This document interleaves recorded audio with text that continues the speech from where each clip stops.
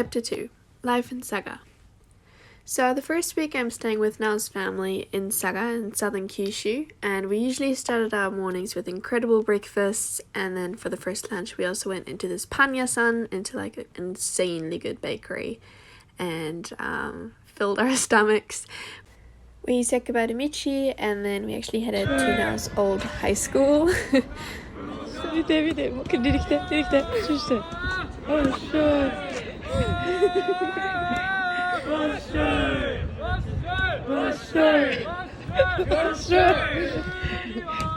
The students there were quite entertained and curious what this blonde giraffe was doing at their school, and so I was turning into a little bit of a celebrity there. While we were there, we were also looking at the volleyball practice that Nao had done for several years when she went to the school, and everyone was really happy to see her. One of the teachers actually gave a load of physical therapy as well, and then it was time for us to head to Tosu, to Nao's grandma's place. We had a cup of tea with Oba-chan and we're basically just chatting all afternoon, and then in the evening Nao's auntie Rina and her dog also joined us to go to this Korean restaurant, which was actually Oba-chan's little sister's place. Mitsuko-chan was just like the sweetest. She was so excited to see us and to meet me. We took about 15,000 photos that evening, had some good food, some good laughs, and just ended the evening in a really wholesome, happy way. Now the next day, Rina took us on a little sightseeing tour around the area, and on the way there we were blessed with this video.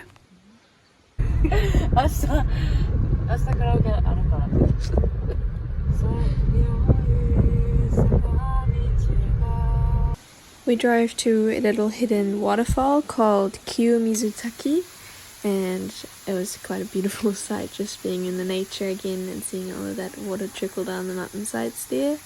And yeah, that's my nature guiding. Really close there we also had a temple, quite an old one, an abandoned temple, so there was nobody really taking care of it anymore. But yeah, we just took our time looking at everything, and I learned how to properly pray for the temples and how to respect the goddesses there. And then we walked back and walked up to another temple about 20,000 steps up.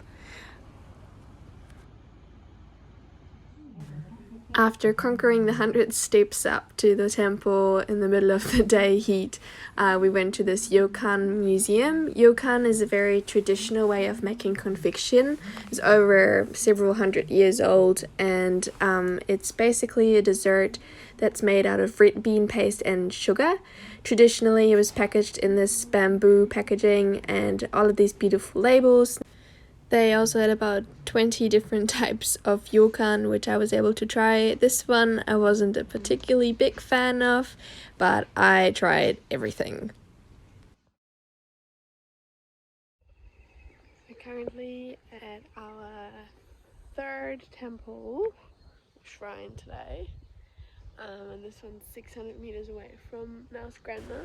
In front of the temples you can usually find these ema, wooden plates where believers write their wishes and prayers on, hoping that they will be answered. Before entering the temple complex, you do this purification process of rinsing your hands and mouth, and then also the spoon. And yeah, and then that was our third temple of the day. I also got an umikuji, which tells me how much luck I have and what I have to be careful with, and I'm able to realize it. You just tie it up in front of the temple here. 500 yen. 500 yen. 1,006. Whoa, so hidden in the woods, we also found this 500-year-old little shrine.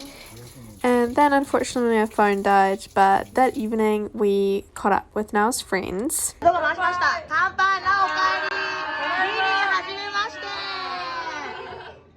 These six were Nao's friends from middle school, and they were so excited to see her after not having seen her for 5 years, and really excited to meet me. They were super welcoming, and even though they were all bubbling along in very strong Saga accent Japanese, they were very inclusive, and I just had such a bubbly, lovely, alive evening, eating good food and getting to know them and learning how to be Japanese hipster. Part 2 is weekend missions with Mayumi Kasan. This is Nao's mom, and she loves traveling in the car and doing some sightseeing. So on the first day we went to the Oreshino Onsen, which is also still in the Saga prefecture.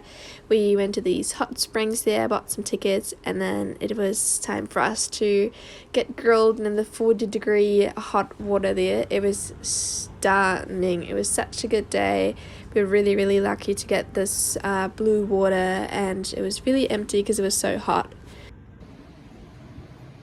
The complex is quite a fancy complex and quite well known in the area, and honestly for a reason. So yeah, just look at this.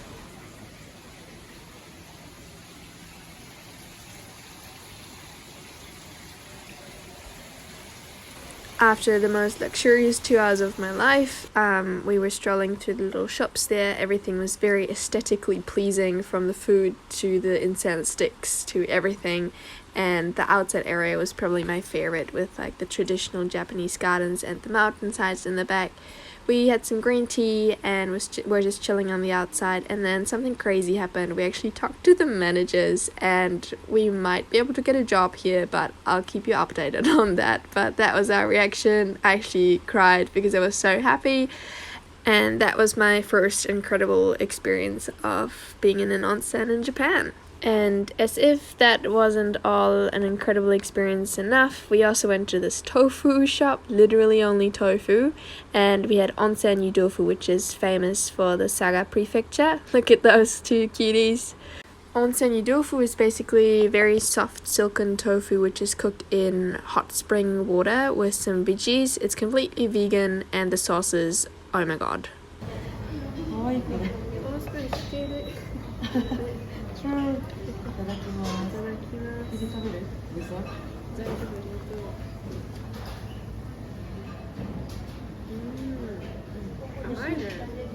With a relaxed body, full stomach, and very happy mind, we also went to the library and were surrounded by books for about an hour, and that was our salubrious Saturday.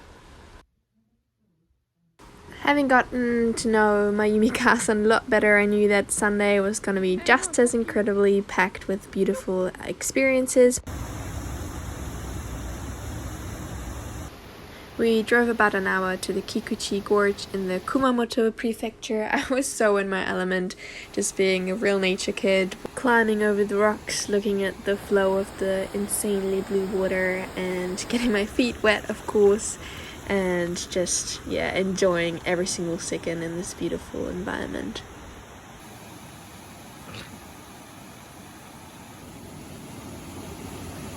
I was able to really bond with Mayumi and just get to know her beautiful little soul, and we ended the evening with the most Japanese car ride, eating rice crackers and watching sumo wrestling on the car TV. Now that brings us to the end of this video, my end of almost 1 week in Japan, of getting an insight to life on Kyushu, life in a Japanese family, meeting a lot of beautiful people and getting a lot of insights. And yeah, I'm excited for the next week. I hope you enjoyed this video. Oh my god. And yeah, I'll see you in a new location soon.